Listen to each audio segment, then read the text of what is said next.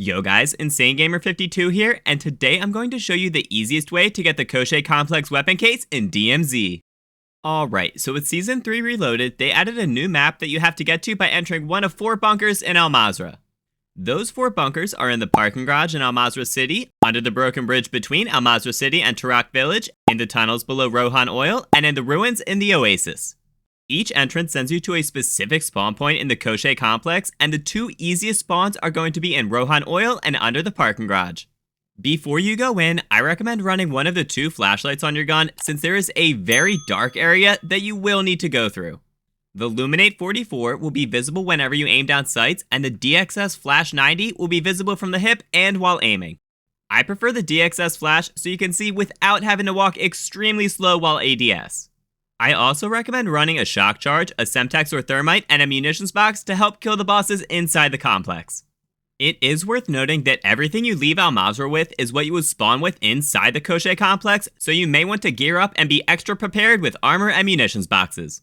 Plus, you can also barter for night vision goggles on Mazrah with an aged wine and 2 emergency rations if you want to be extra prepared. Once you get into the map, you will have to solve a little puzzle in order to access the main part of the complex. The 2 spawns that I mentioned are relatively normal entrances, and you just need to find a car battery and jumper cables to open the bunker door. Once you get into the middle area, it will be extremely dark, and you will want to either have a flashlight or night vision goggles. When you're in here, head to the middle of the area, and you will find a small room that's actually lit up. Around this room are multiple vents that you can crouch into, and they will have multiple spawns for a factory admin key. Once you find that key, head to the west side of the room towards this bunker door with a light above it. Go to the right of the door and you can place the key you just found in the lock. This will open the door and lead you to the factory admin area. This first hallway you walk into will have a sentry gun at the end of it, so you can either shoot it as a team or have someone run between the pillars to get behind it and destroy it.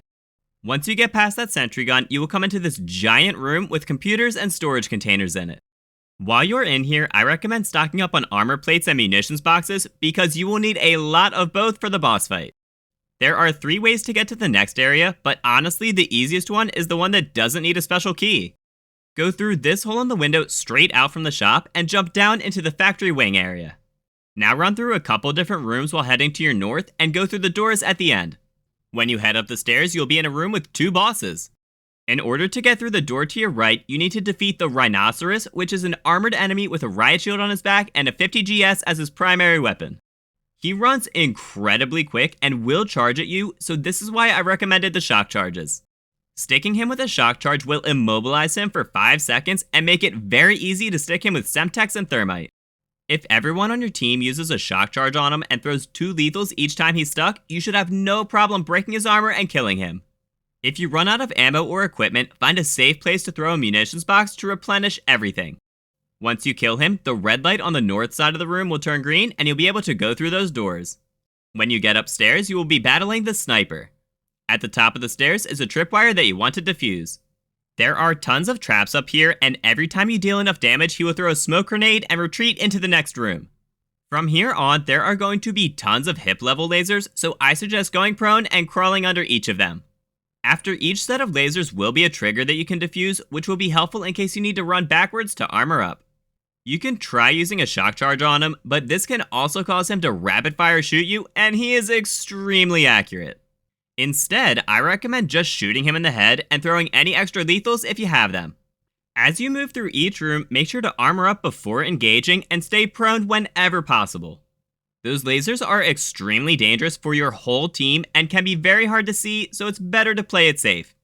Once you push the Sniper to the final area and finish him off, go under all the lasers and pick up the secure room key that he drops. Off to the side of this room is another room with a lock that you can put that key into. Doing so will unlock a vault that has 4 orange supply boxes and a bunch of ground loot. Feel free to gear up, then grab the green weapon case on this table. Now you just need to exfil.